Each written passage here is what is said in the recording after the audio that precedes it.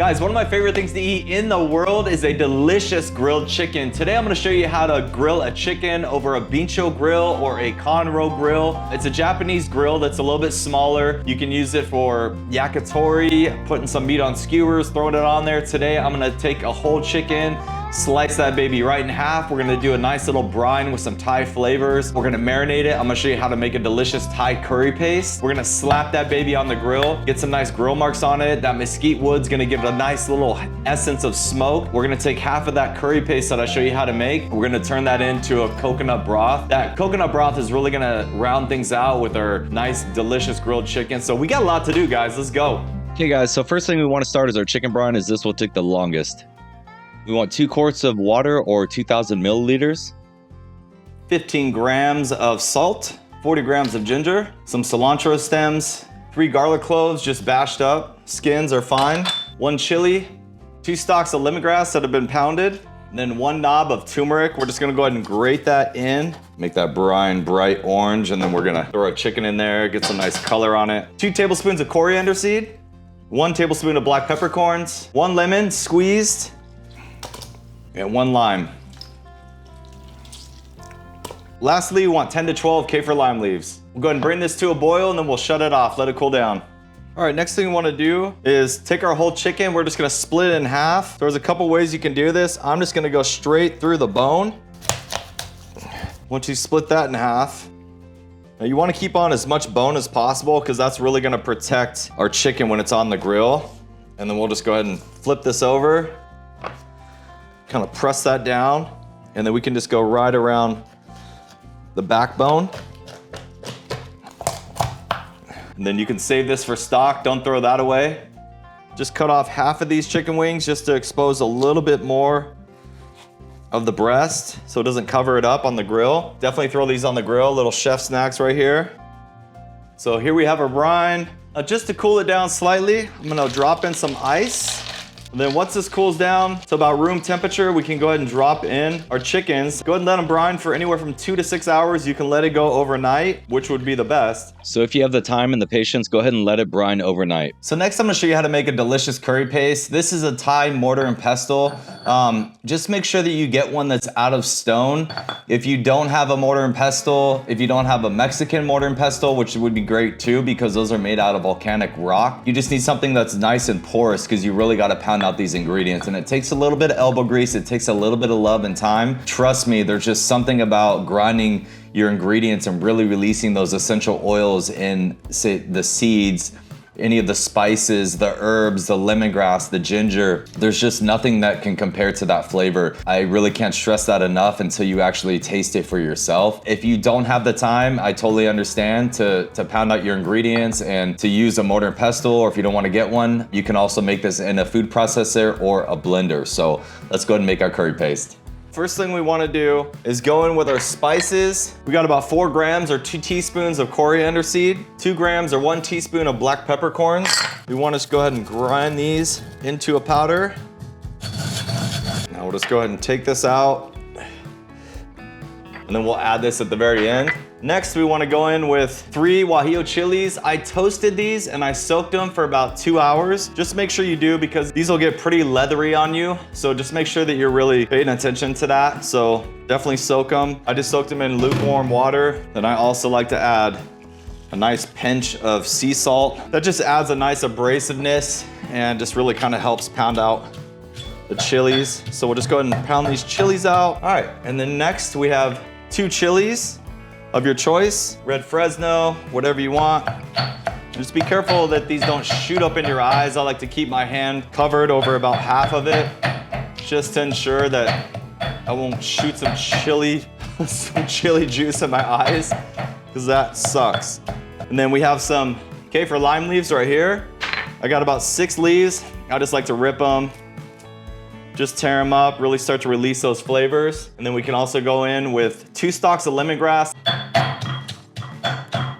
21 grams of ginger, 3 shallots, 3 cloves of garlic. Then lastly, we'll go in with some cilantro stalks, and then we'll go back in with our spices. So after about 20 minutes of hard pounding, you have this delicious curry paste that, like I said, it takes a little bit of time and effort and elbow grease, but it's well worth it. So I suggest you all try it. Get your family into it, get your spouse into it, put them to work, you know? If you want a delicious meal, tell them they gotta work for it. You wanna go ahead and take out half of this, and we'll set half of that aside for our coconut broth. And then the other half, we're gonna go ahead and rub down our chicken, take it out of the brine, dry it off. We'll let that marinate with the curry paste, and then we'll mix it with a few other ingredients, and then we'll go ahead and start our grill and get this thing grilling. So here I have a Conroe or Bincho grill. If you don't have this, don't worry about it. I'll leave a link in the description if you want to pick one up though. You can easily just throw this on your normal grill. I like to get this going for about an hour so the fire can really just smolder down into coals and it doesn't really flare up and darken our chicken too much. All right guys, so I just fired up the grill. We got our Bincho grill rocking right now. You want to let that preheat for quite a while. I like to burn down the coals and really push one side to kind of your hot side and then the other side kind of like a lower side, because we're going to want to let this go for quite a while on the grill, especially with the bone in. Let's go ahead and marinate our chickens, take them out of the brine. We'll dry them off. We'll rub them down with that delicious curry paste that we made, and then we'll go ahead and throw these on the grill. Let's go. One thing I do like to add is just a little hint of avocado oil. This will just kind of help from sticking on the grill. And then we already had it in a brine, guys, so if you want to season it now, go ahead. I like to season it at the very end because most of it's going to fall off on the grill, so keep that in mind. If you didn't brine it, obviously season it heavily. Make sure you're really taking the time to rub that curry paste in, getting in all those little nooks and crannies and actually under the skin as well. All right, once your grill is ready, go ahead and cook your chicken bone side down. I like to get it going on this side for at least 20 to 30 minutes.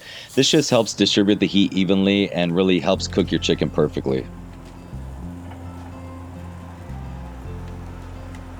Once you flip it over, now you really want to watch and pay attention because you don't want that skin to burn. You want a little bit of char and that's okay, but if it gets too much, it can just ruin your chicken. So definitely watch that.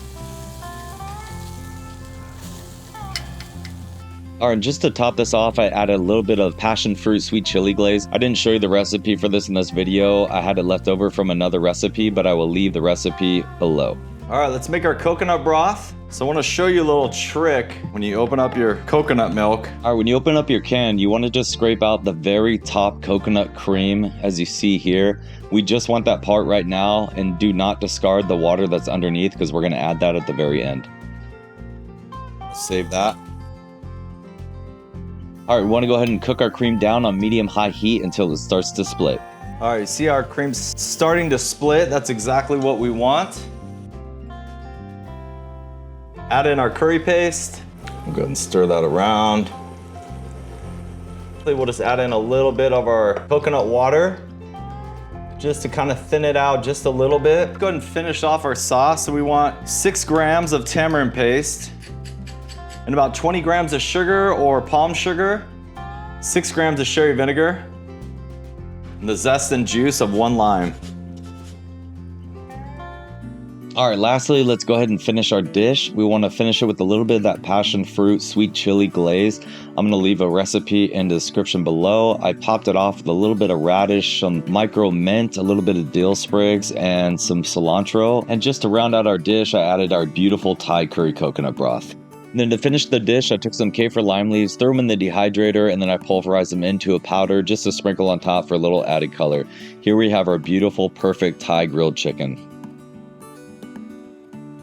Guys, thanks for joining me. I'm super happy with the dish. I think it came out absolutely gorgeous, phenomenal. The flavors are spot on. I'm just gonna give it a taste just to make sure. Some people don't like when I eat on camera. Sorry. Oh.